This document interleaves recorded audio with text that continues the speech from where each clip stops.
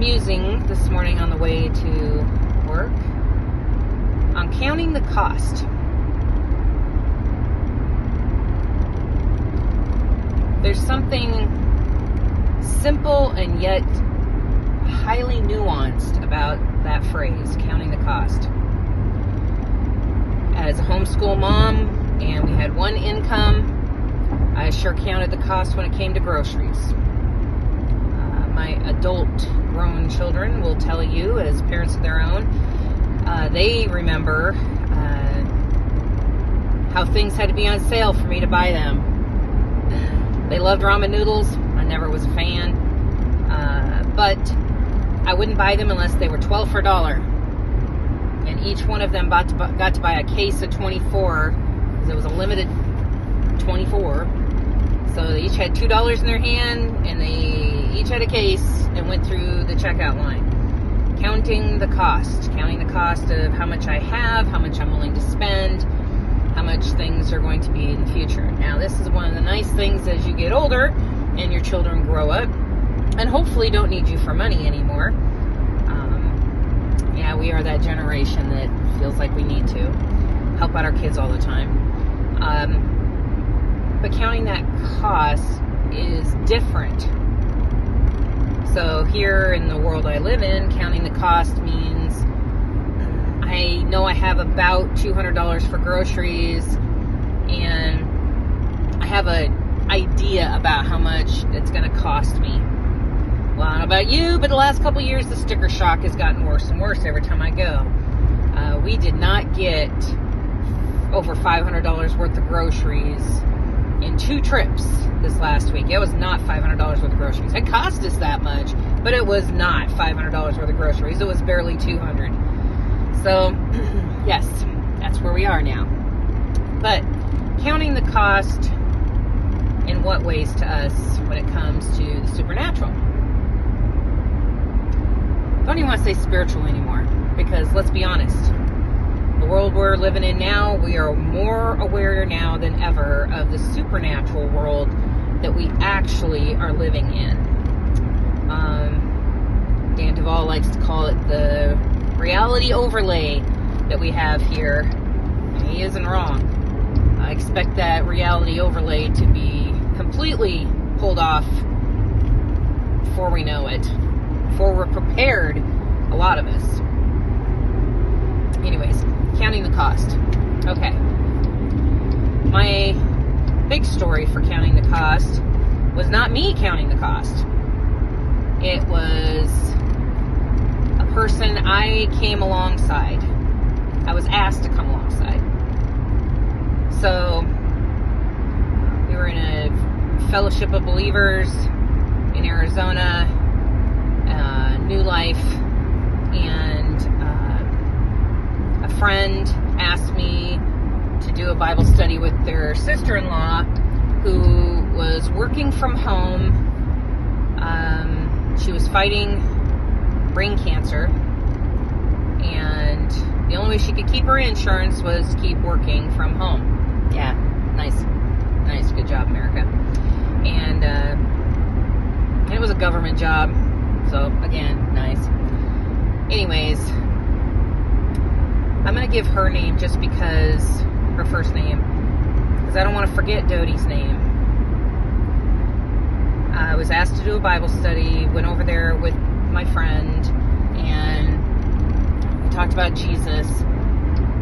And yeah, we did a study. I went over a few more times and talked and discussed Jesus, prayed.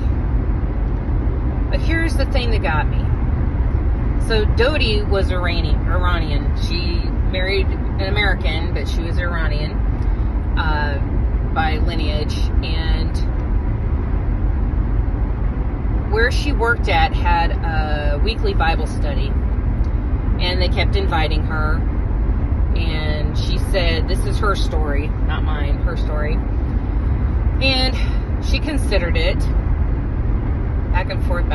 And mind you, she's older adult, no kids at home kind of thing. She goes, I kept telling, no, thank you, no. And then she said one day she was sitting in her backyard by her pool. And she goes, and I really sat there and I thought what it would cost me if I went to that Bible study. In other words, if she followed Jesus, what was it going to cost her? Now, in Iranian culture, tradition, and their religion, if she chose to follow Jesus, her family would consider her dead. Actually, if she probably went home, they would probably, maybe 20 years ago, max. But still, there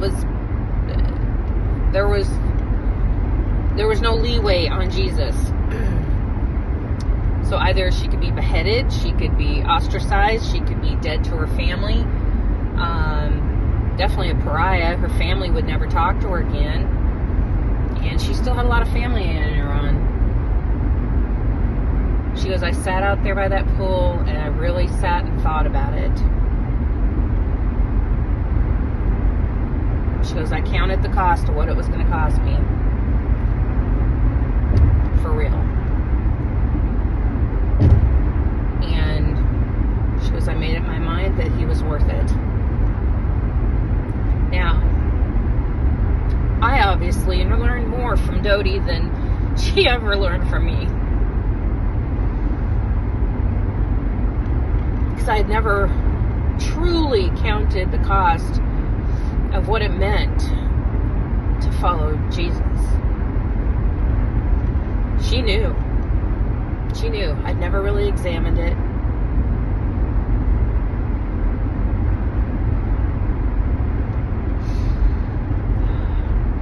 She chose Jesus.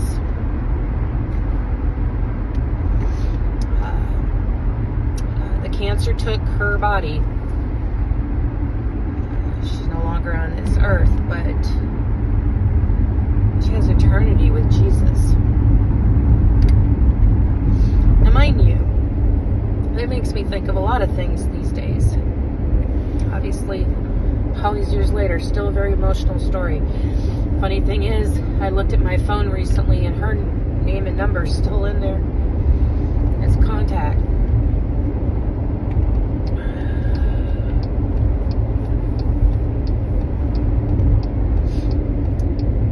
Right now, in the time we're living in,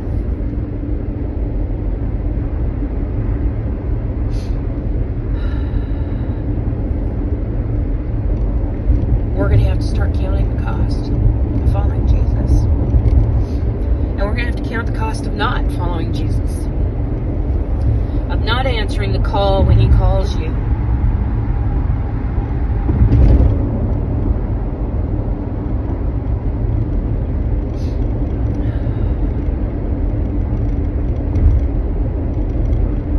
If he calls and you don't answer, if you don't say yes, if you don't give your yes, what does that mean? What does that mean? Many are called and few are chosen. He is patient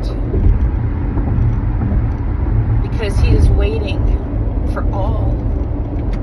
He wants everyone to come to him. He's waiting on you.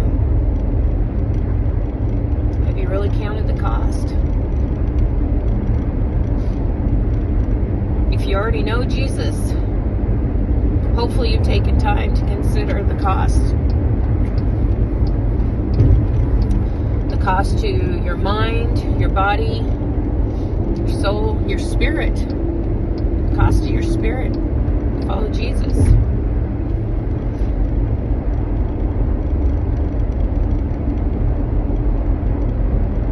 If you have not, then definitely consider the cost before you make that choice.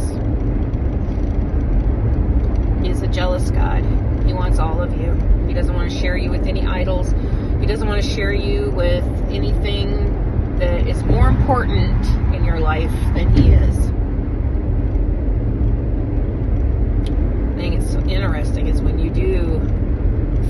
all your chips. Push all the checkers to the other side of the board and say, I'm all in. It's all you.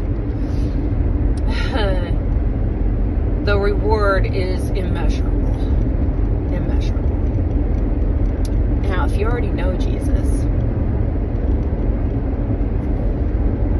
and you believe you've counted the cost in following him, truly, then also consider the cost when he calls you. That seems to be more painful for us than following Jesus.